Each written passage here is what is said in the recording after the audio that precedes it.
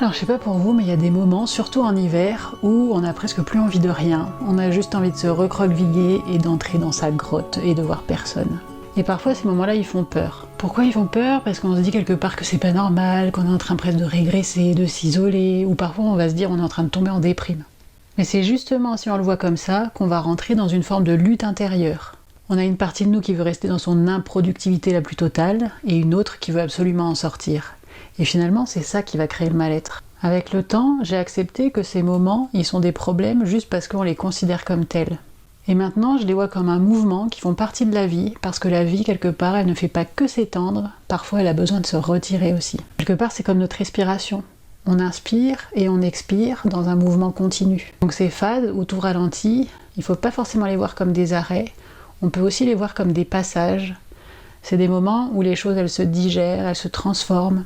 Et alors, accueillir ça vraiment, c'est vraiment se donner la permission de vivre autrement que dans le faire à tout prix. Moi, je me dis maintenant que se retirer, c'est pas fuir la vie, c'est juste honorer un de ses aspects. Et c'est surtout aussi lui faire confiance. Parce que la chose est sûre, c'est que l'élan, il finit toujours par revenir.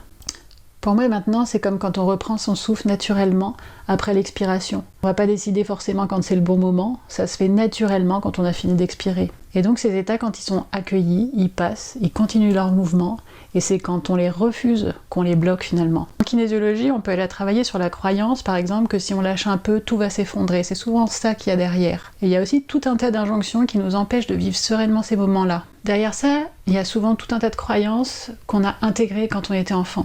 Donc il y a parfois l'enfant à qui on disait « arrête de rêvasser, bouge, fais quelque chose ».